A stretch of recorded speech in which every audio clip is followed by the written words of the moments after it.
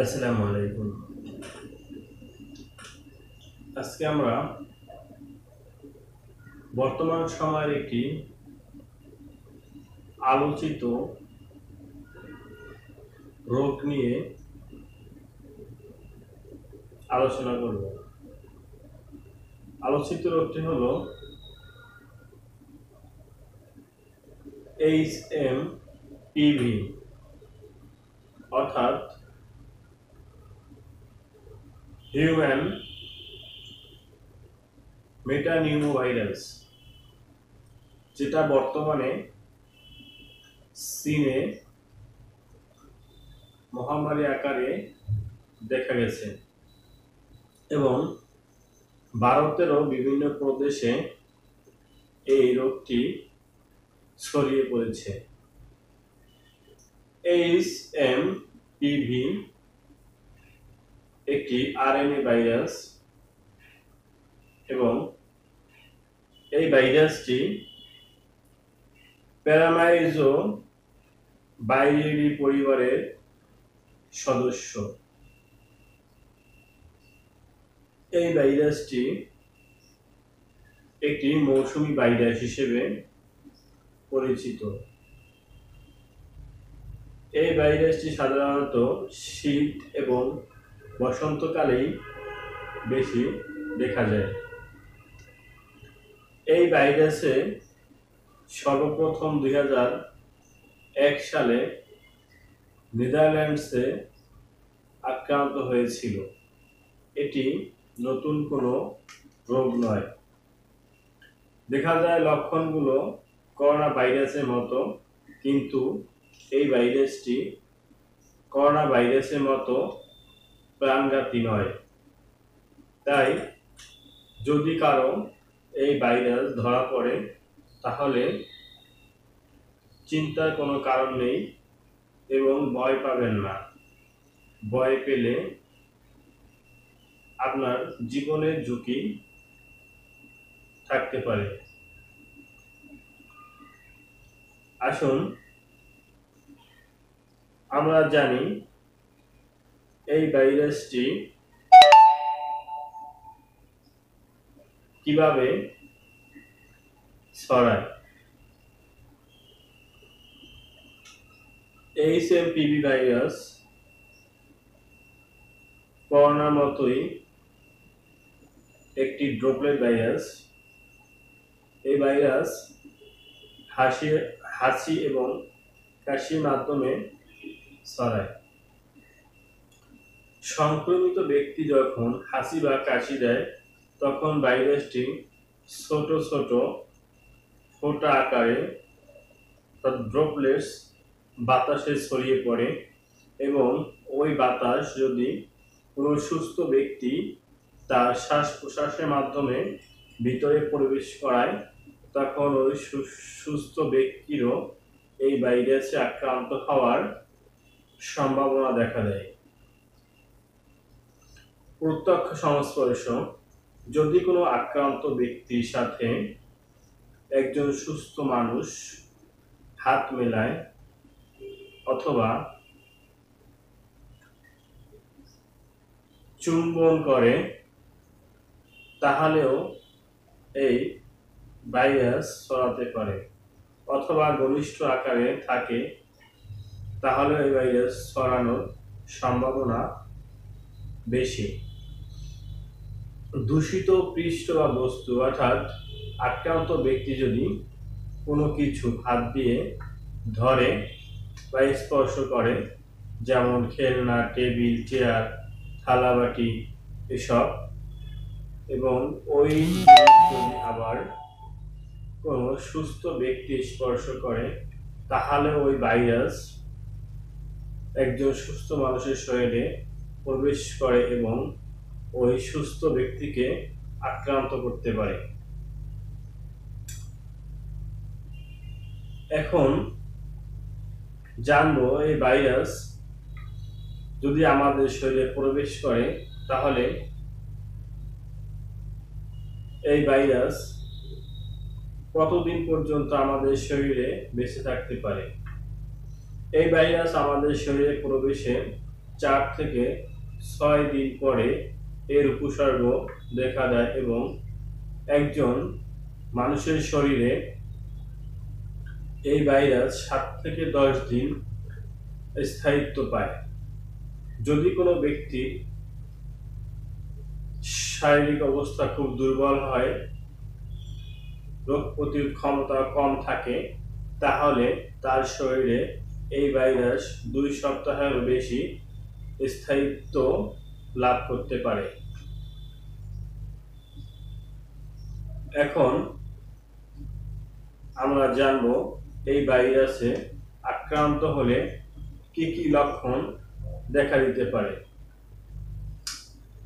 এই HMPV ভাইরাসে আক্রান্ত হলে কিছু লক্ষণ দেখা দেয় এবং এই ভাইরাস খুব সাধারণ এবং এই ভাইরাসে মানুষ আগেও আক্রান্ত হয়েছে।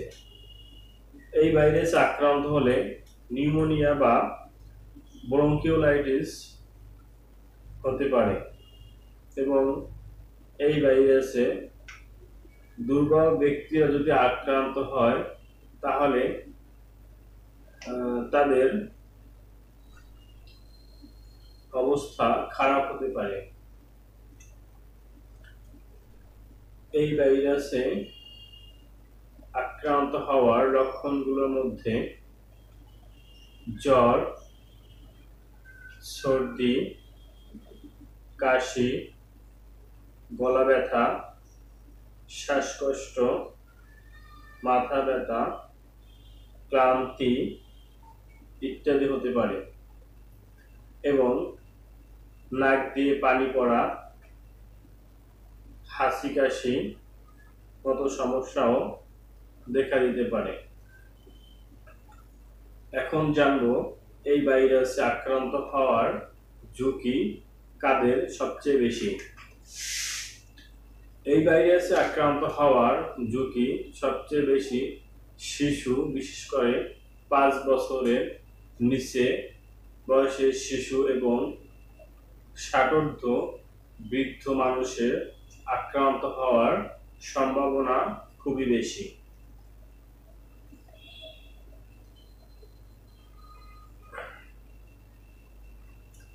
যে ব্যক্তিদের রোগ প্রতিরোধ ক্ষমতা কম এবং ফুসফুসের রোগ আছে, আগে থেকে অ্যাজমা, হাঁপানি বা CPOD রোগ আছে, তাদেরও এই ভাইরাসে আক্রান্ত হওয়ার সম্ভাবনা খুবই বেশি।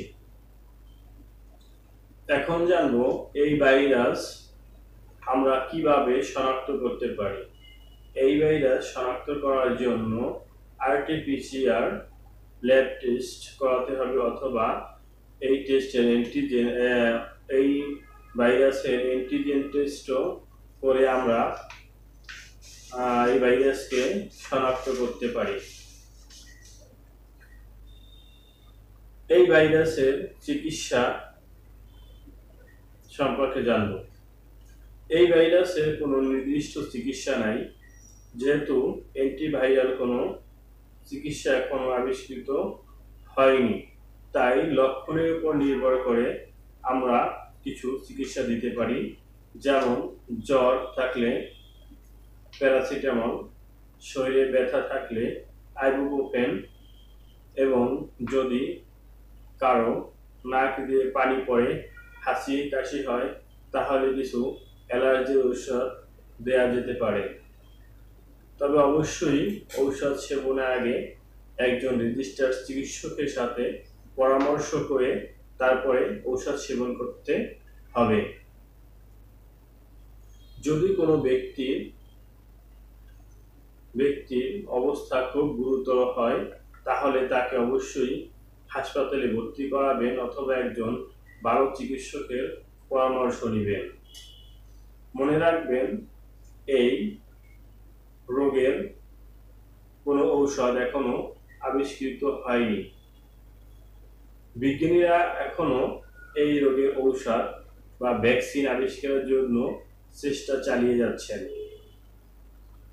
যদি কেউ ভাইরাস আক্রান্ত হন তাহলে তার জন্য সবচেয়ে বেশি প্রয়োজন হবে প্রচুর পরিমাণে তরল গ্রহণ এবং প্রচুর বিশ্রাম বিশ্রাম এবং তরল গ্রহণ এবং উপসর্গের উপর নির্ভর করে জ্বর, সর্দি, কাশি বা শরীরে ব্যথা হলে, মাথা ব্যথা হলে সামান্য প্যারাসিটামল, আইবুপ্রোফেন বা অ্যালার্জিক কিছু মেডিসিন খাবেন, তাও ডাক্তারের পরামর্শ অনুযায়ী।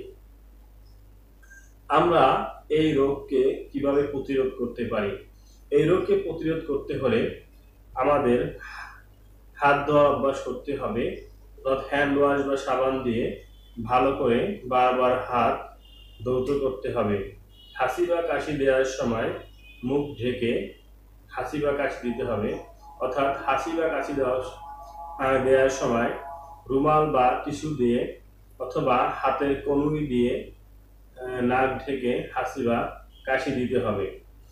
অসুস্থ ব্যক্তির কাছ থেকে দূরে থাকতে হবে, তার সংস্পর্শে আসা থেকে বিরত থাকতে হবে এবং তিনি যে জিনিসপত্র স্পর্শ করেছেন ওই স্পর্শ করা জিনিস ও আপনাকে স্পর্শ করা থেকে বিরত থাকতে হবে। সংক্রমণ প্রতিরোধে পরিবেশ পরিষ্কার পরিচ্ছন্ন রাখতে হবে, অর্থাৎ ঘরের মেজে ভালো ডিটারজেন্ট দিয়ে প্রতিদিন পরিষ্কার করতে হবে। HMPV সাধারণত মৌসুমী ভাইরাস, আগেও বলেছি। শীতকাল এবং বসন্তকালে এই ভাইরাসের সংক্রমণ দেখা দেয়। প্রতিরোধমূলক ব্যবস্থা নিলে এই ভাইরাস থেকে আমরা মুক্ত থাকতে পারি। সবশেষে বলি, যদি কেউ এই ভাইরাসে আক্রান্ত হন তাহলে ভয় পাবেন না, ভয়ের কিছু নেই। এই ভাইরাস নতুন কোনো ভাইরাস নয়, এই ভাইরাসে মানুষ আগে আক্রান্ত হয়েছে এবং সুস্থ হয়েছে এবং সম্পূর্ণ চিকিৎসা ছাড়াই সুস্থ হওয়া সম্ভব।